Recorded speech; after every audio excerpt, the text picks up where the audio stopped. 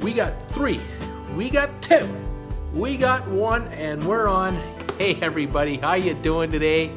This is Bruce here in good old Creston, British Columbia, Canada. It's snowing out. I'm not showing it to you. You don't want to see this.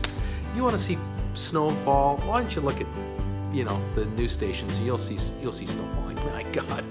We got nothing compared to what's happening in New York and Boston. You guys can have that. I'm sorry it's happening to you, but I got enough, thanks. Anyway, today is Friday, January the 5th, 2018.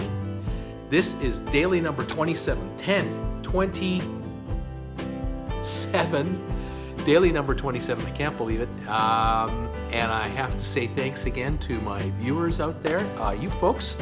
I'm getting discovered by all kinds of people, but I'm also making it happen. I mean, I am tweeting up a storm on my Twitter account, sending out tweets all the time about the upcoming videos or videos I've made. Some of you follow me on Twitter and on my channel, and so you know what I'm talking about. It's kind of my job. I have to be a promoter of my own channel to get viewers, and I just hope I'm not annoying you. Anyway, I'll do what I can. Yesterday, when I was talking to you, I had 207 subscribers, and I was thrilled because we had busted through the 200 level like it wasn't even there, like a hot knife through butter. Just fantastic. Well, right now, I just looked a few minutes ago, 215 subscribers, 8 more. 8 more. If I got 8 a day for January, that's 248 subscribers on top of the, the 160 or 70 I had going into the month. I'd be over 400 by the end of the month. Oh my, I can't believe that. I'm not predicting it. I just go one subscriber at a time, one day at a time, one video at a time, and I thank you for joining me for the ride. If I'm doing something right, I'm thrilled, and I'm just going to keep on going until you tell me to stop. There you are. 33,400 views. I'm looking at my notes, by the way, when I look away. 33,400 views. I'll be at 34,000 tonight, or first thing in the morning. It's amazing. Unless, of course, I have a viral video. I mean, someone discovers me somewhere, or enough, if enough of you folks out there on Twitter were to retweet my tweets whenever I'm promoting a video, if enough of you were to retweet my tweets promoting my videos, I'd get exposed to thousands, tens of thousands, hundreds of thousands of potential viewers, all in one shot. And it would be a great experiment, actually. I'm asking you, retweet my tweets and help me promote my channel. Share my videos on Facebook, on your Facebook accounts, and let the world know I exist. Instagram, or whatever you can do to help me get some traction. You never know. I might have a video that goes quasi-viral. That would be kind of fun. My number one video is a video I shot a little while ago about cruise ship updates. It's talking right now about 2018, and I talk about the hurricanes in the Caribbean that I followed, how bad they were and how they disrupted cruising like you wouldn't believe, travel in general. The mess in Puerto Rico, Saint Martin, Saint Thomas, and then the other islands down there, Saint Bart's, and it's terrible. And then I talk about the upside for some other islands like Grenada. More cruise ships coming to Grenada this year. Cayman Islands, of course. Mexican cruise ports are busier. Belize, Honduras. So I mean, some winners, some losers, but boy, what a disruption. Anyway, that video, about 6,300. That's my number one video. I don't have any videos with 100,000 views on it. So, if I ever got a video that went that crazy, I wouldn't know what to do with myself. I might have to wear a suit. I mean, I'd have to dress up now because, I'm fancy. Not going to happen. By the way, today I'm wearing a white polo shirt. This is what you'd see me wearing on a cruise ship, because if I were on a cruise ship right now in the Caribbean where it's like 85 degrees out and humid, I'd be wearing white, okay? I don't wear black polo shirts on cruise ships. No. Not going to happen. Speaking of cruise ships and the Cayman Islands in particular, I read something this morning that caught my eye. Got a couple of stories out of the Caymans. I don't know if you know this. You regulars know, but the new visitors, if if you're just joining me, please subscribe, by the way. You don't know this. I used to live in the Cayman Islands. I also used to live in Palm Desert, California. Now I live back up in Canada. And you're asking, what the hell are you, what's wrong with you? What are you doing? But what can I say? Cayman Islands, lived there for a couple of years. Very expensive place to live, but beautiful. And a lot of cruise passengers visit the Cayman Islands for the day. I would bet you that out of all the people that say, oh, I've been to the Cayman Islands, bet you 95% of them are cruise passengers. You get in there about 8 in the morning, you leave around 4 or 5 in the afternoon, and you have a great day on the island, and you can go snorkeling and hit the public beach. You can go to Stingray City and see the stingrays. You can go to a place called Hell on the Cayman Islands, which is kind of a neat geographical, is that the right word? Geological spot. Anyway, you go there, you'll know what I'm talking about. And then there's the Turtle Farm and a number of other places for a day trip in the Caymans. A lot of fun, great place. Anyway, I used to live there. I just heard this morning that it was so windy there the other day.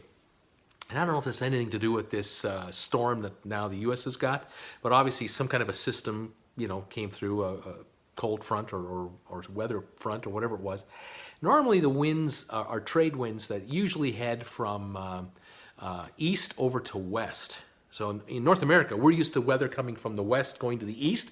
Down in the Caymans, just south of Cuba, about 90 miles, the weather patterns are generally the other direction. And that means that the western end of the island is where the beach is. The island is like a giant letter L laying on its side. I'll put a map up here, satellite image. And on the west side is where all the beachfront property is. 7 Mile Beach it's called. And the cruise ships usually just park offshore about half a mile, just off the city of Georgetown, or the town of Georgetown, the big town on the island. And that's where all the banks are located, all the offshore banking is done, that's where all the lawyers work, all the accountants work, that's where I used to work as an offshore guy. They then park there and they tender, they take their lifeboats and they bring them down to the surface, and you get down to the 4th floor on the cruise ship, take the elevator down there, and then you walk off the ship onto a little platform that they have, and then you get on the tenders, and after 150 or so of us pile into a tender, we work our way over to the shore. Well, that's usually right downtown in the heart of Georgetown, and you can either take a cab from there or a tour bus if you're on a tour, or you can just go for a walk and enjoy the island on your own. Now that's normally what you do. But this weather system they've had, the winds were coming from the north, and strong 20, 25, 30 mile an hour winds causing the waves to go up to 6 feet. So you got the pier here, and you got a tender coming in, a little lifeboat, and the little lifeboat's doing this. The dock doesn't move. It's concrete. It's sitting there, and the waves are hitting it and splashing over it. And so you can't have a tender coming in where it's doing this, because you can't get on or off a tender when this is happening. There's no way the insurance is going to allow these cruise ships. No way are they going to allow that. And no cruise company would ever put you through that kind of peril. They would never do that. These folks are smart. So what you had to do is, if the cruise company wanted to get passengers on shore, they had to go to the south side of the island to a place called Spots. Well, Spots is a small little town, 300, 400, 500 people, a very small little settlement, but they happen to have a pier there. And so the ships went around, and apparently no waves at all in Spots, because being on the south side of the island with the wind coming from the north, down here there were no waves. So for the first mile or two, it was quite calm, and so they could bring the ships in. But a number of cruise lines did not even bother stopping. I heard Disney didn't bother even stopping. They just stayed out at sea for the day and lazily cruised along at 15 miles an hour, probably went in a big circle, and waited to go until their next port of call the next day.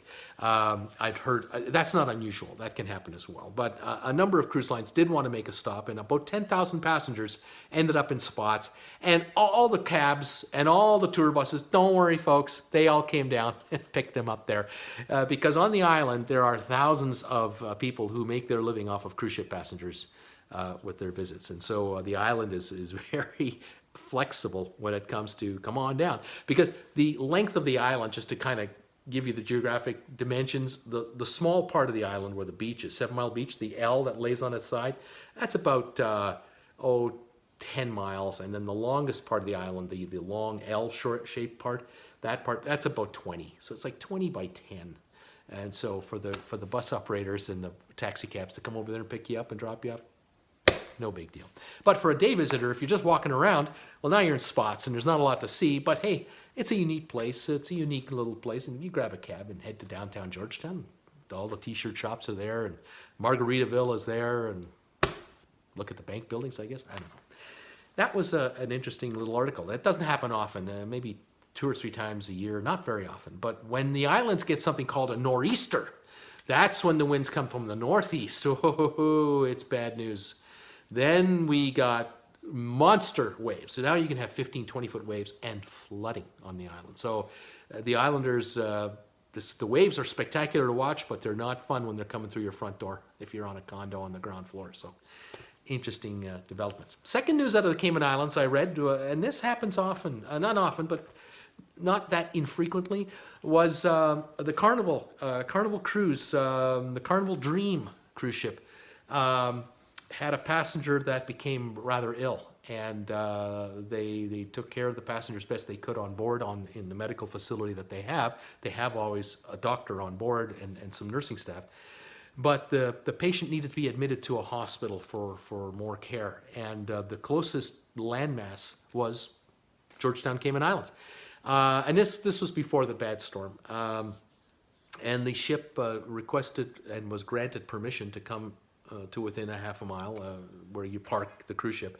And they took a tender from the shore. Hospital staff came with an ambulance, a couple of paramedics, and immediately grabbed their stretcher and headed for the ship on the tender off from the shore.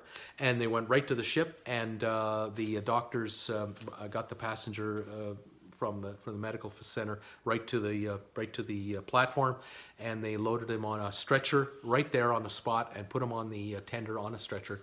And apparently he's a 74-year-old gentleman, and it was serious enough they had to transport him to shore, to the ambulance, and right to the hospital.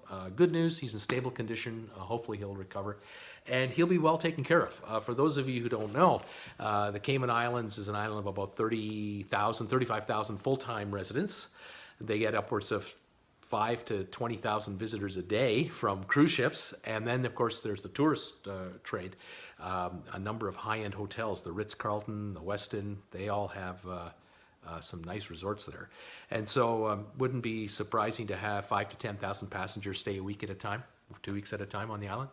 It's expensive, but it's nice. And the hospital facilities are world-class. Top notch. The doctors, there are doctors fighting to go there. Whenever there's an opening for a medical practitioner needed, no problem finding a doctor who wants to move to the Cayman Islands and treat passengers there. No problem. The country, the island, has its own national health care plan. And so all residents of the Cayman Islands are covered. You got cancer, you get treated. You got a cold, you get treated. Money is there to look after the citizenry, and I liked living there on the Cayman Islands. It was nice. Okay, so that's the second little tidbit for you. The third tidbit, before I get to the tipping story, is I want to talk about a ship that was infamous, back in 2013. The nickname was given the Poop Cruise. I don't know if you remember this. Those of you who are avid cruisers will know this story. Those of you who've never cruised before, you may have kind of heard about it.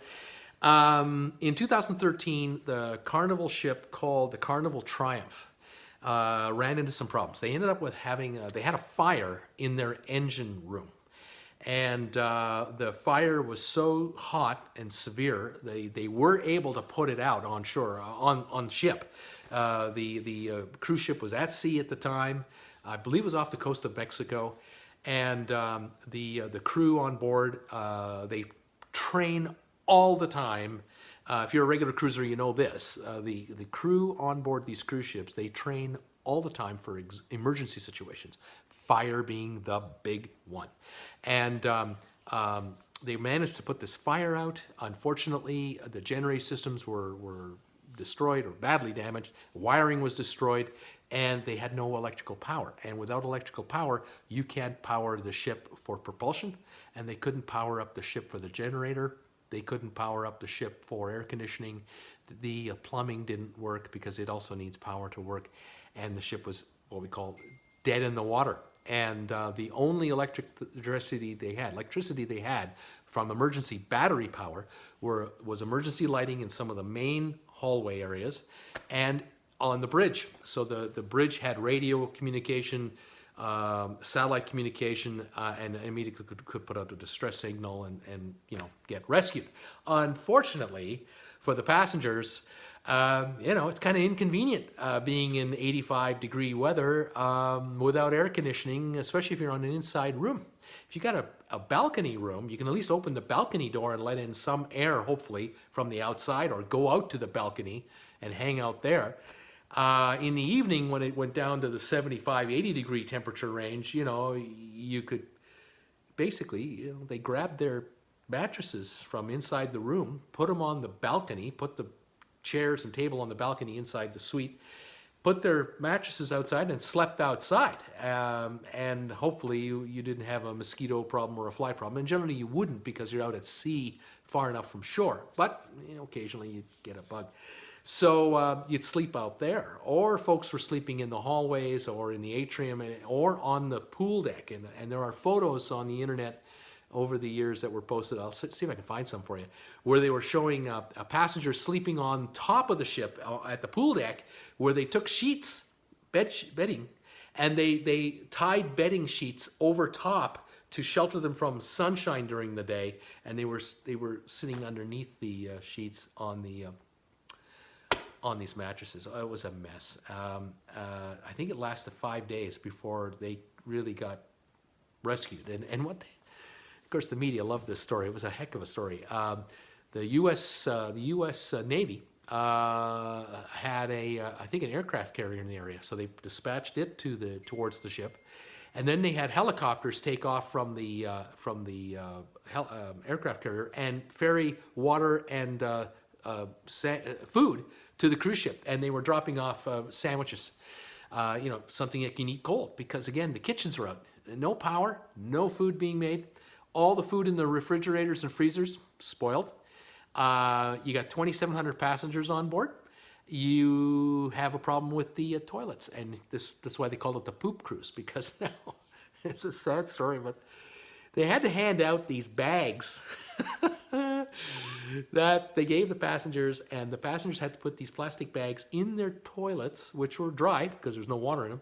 And they would have the outside of the bag around the rim of the toilet, and put the seat down, do your business, and then tie the bag tight. Then when the next person had to go, open the bag, do your business, do it quickly because it smelled, and then close the bag. And after the bag was, had a little bit of poop in it, the cabin staff would take it away. And where they put it, I don't know. And I suppose they put it in large containers that were airtight. But the smell on board. The stories, they called it the poop cruise. It was awful. What are you gonna do?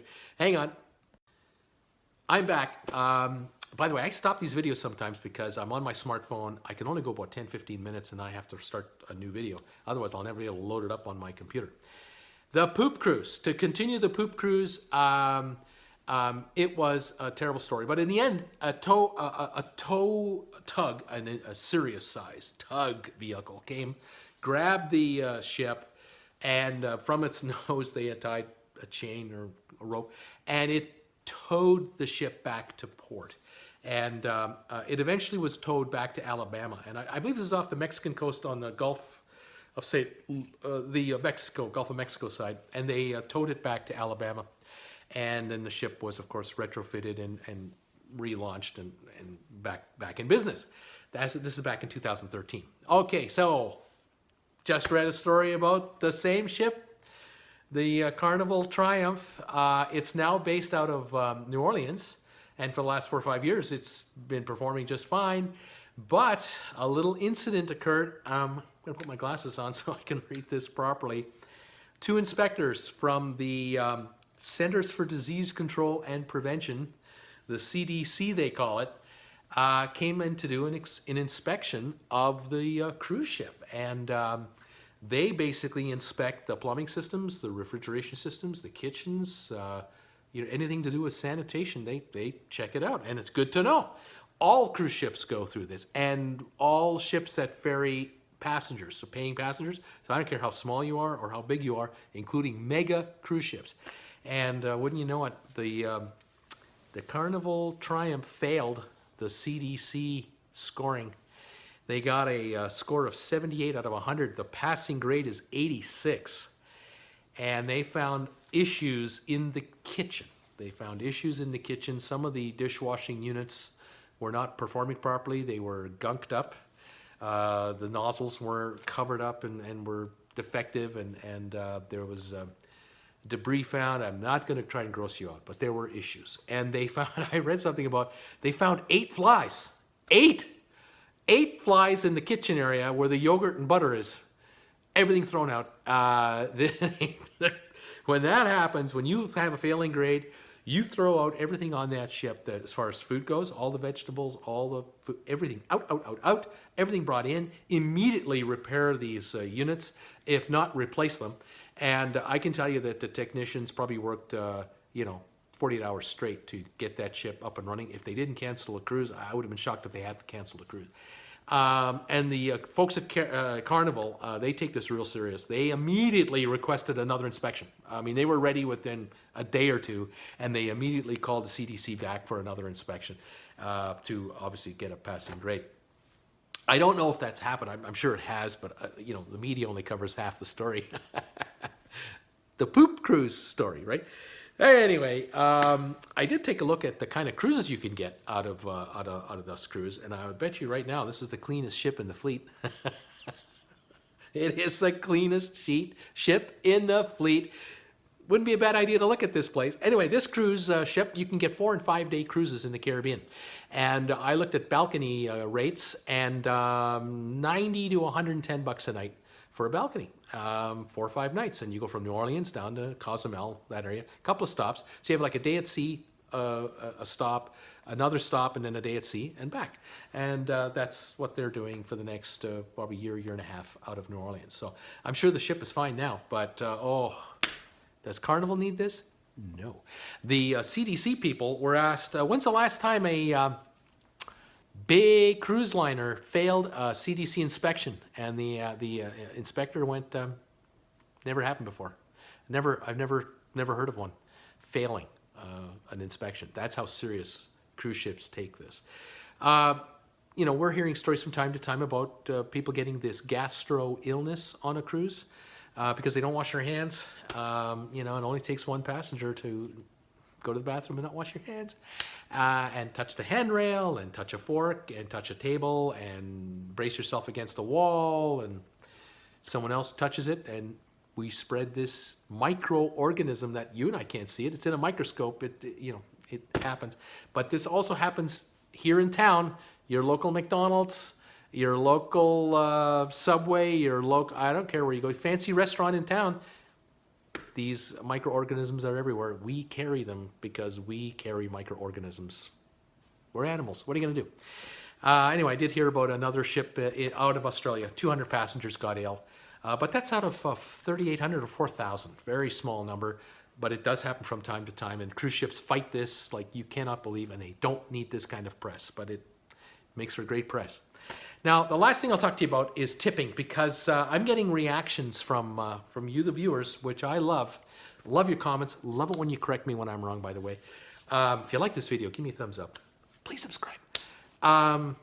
I'm getting information about, people are asking me more about tipping and how much money people get paid to work on cruise ships. And I wanted to kind of clarify a few other things for you about this. I met some cruise workers. I was in, my wife and I were flying from Heathrow, London, England, to Miami to catch a cruise. And we were waiting for our flight to be called. We were there nice and early, as we were supposed to be. And we met 3 young guys, 2 guys who were sort of in their late 30s, and 1 guy was in his 20s. And we noticed that they were Filipino, and they had bags with them, travel bags with a logo of a cruise ship on it. I won't name the line. Nothing against the line, by the way. No, there's not a problem. I'm just keeping it generic. Anyway, they worked for this cruise line, and we got to talking to them. And we said, well, we're going down there. And I said, what ship are you on? They told me the name of the ship. I said, I'll be on that ship. So they said, well, we might see you. And I thought, yeah, well, there's like 4,500 passengers and 2,000 crew. I don't know if you'll meet me, but you might. Anyway, we had a wonderful chat with these guys. I was really curious. I said, well, found out they're from the Philippines, and I found out the two of them had been working on the cruise line for, I believe it was over 16 years. And the third guy was a rookie. It was his 5th year. And I said, do you like your jobs? They said, we love them. We love our jobs. They're fantastic. They treat us, the line treats us great.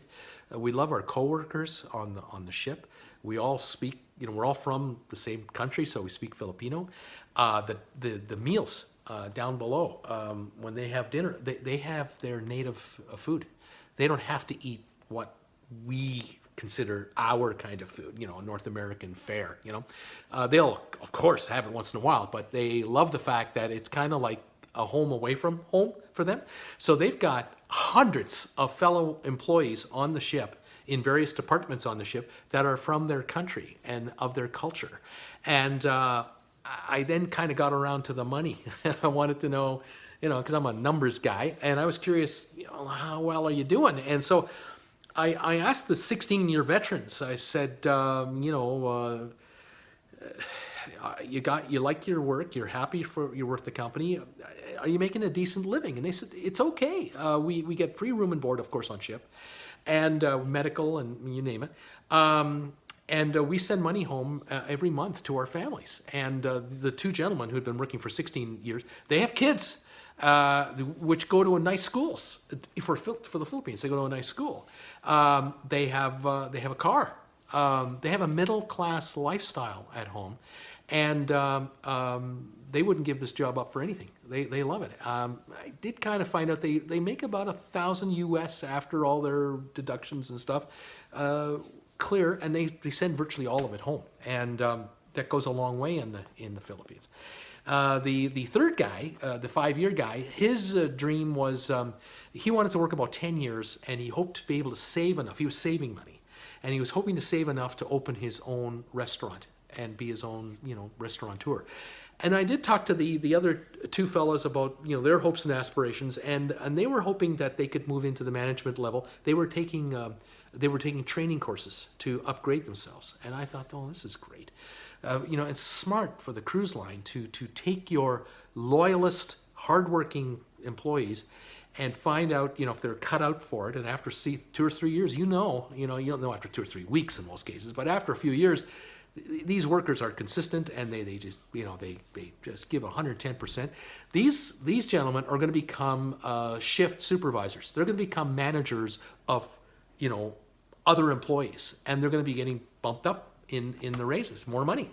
And I see it in the restaurant. I'm sure a lot of you who cruise regularly, that you go into, say, the buffet area, and you'll see the waiters there, or the supervisors of the waiters, and your captains and the maitre d's of some of the higher end restaurants. These folks are veterans of the cruise line for years and years and years, and they started right at the bottom. They started right at the first level and worked their way higher and higher and higher. Some of the waiters in the main dining room, if you're a head waiter in the main dining room, you're getting more of the tip money. You're getting a higher wage, a higher salary. You're earning more perks. And so I still feel queasy sometimes about, are these folks being paid what they would be paid if they did this work, in the United States or in Canada? But then I remind myself that, the ships that they're on are foreign registry ships, and they can, the cruise lines, they have a hierarchy of how much they pay. And this is going back decades. This isn't like last year's policies. This is going back decades. Those who aren't cut out for it are, give it up pretty quickly. But I can tell you that the 3 gentlemen I met in London told me that back home, they're considered rich. Back home, they're considered lucky by all their friends and relatives, that there is a list a mile long of candidates that want jobs on cruise ships, big time, because they know friends or relatives that have done it, or their grandparents did it, or their parents did it for decades. And this is a job to get, because the environment that they're in and that they grew up in is not first world, it's third world. And that's just the way, life is. And so on the one hand, I feel guilty. On the other hand, I understand, but I prepay my tips. I don't squawk about it. I just pay it, and I'm happy. And I consider it a cost of the cruise. I know I keep talking about a good deal on the cruise, but I always add the tip money in there as part of my calculation. But if they raise it $1 a week or $1 a day for the cruise, $7 more to me, I don't mind it. I'm happy to pay it. It's going to the folks who need it and deserve it, because these folks work hard to make the cruise experience what it is. It's fantastic. And those of you who know, first-time cruisers, you're about to find out. You're going to be spoiled rotten by these people. You're going to be just pampered. They think of nothing. They think of nothing to make you happy. They'll find whatever it is you need. You want ice every morning in your room, when you come back from breakfast waiting for it, it'll be there. Your bed is made every day, no problem. You want the covers this way or the pillows that way, whatever you want. They'll take good care of you. In the restaurants, they're pleasant and they're attentive. Really, it's primo. Now, other folks who work on the cruise, there's these other folks who work on the cruise, the masseuses, the spa people, the folks who give you the manicures and the pedicures. These folks work hard as well. They're under contract, but they're not from the third world. They're from the UK, from Denmark, the US, from Canada. They're from all around the world. Educated going in, might only work a few years at a time. Some work decades. They make some good money. Some of these folks make some really good money, but they're also on a bit of a commission. So when you go to the spa and you take the free tour of the first day of the cruise, the first few hours, which is what I do, I want to see these facilities. They're trying to get you to sign up. Why don't you come in for a stone massage or a couples massage or whatever? Look, do it if you want. What is wrong with having a couples massage one time on a cruise ship? I mean, fantastic. Definitely, my wife loves to get her nails done or get a facial or whatever. She loves it. And she knows she's paying a premium price. She knows she could get a better deal at home. But when she's at home, she's not on a cruise ship. So it's okay. The bar staff and some of the entertainers, and then the higher-ups, the officers, they make a good living. But then they have a lot of responsibility. And they're managing a fleet of 1,500 employees underneath them. Pressure, performance guidelines, that type of thing. The jewelry stores on board, watch out. You think you can buy a pair of earrings or a necklace or a bracelet or something? You can. But watch the prices and keep an eye on sales. I find that on the first day of the cruise, the first 2 days of the cruise, boy, they love to sell you a watch at full price. But on the last day of the cruise, they've got quotas to make. They got to move product. And all of a sudden, a watch you looked at that was $150 on the first day or $350 over, might be half price. It might be better than that. So be wary of that. But that's just common sense.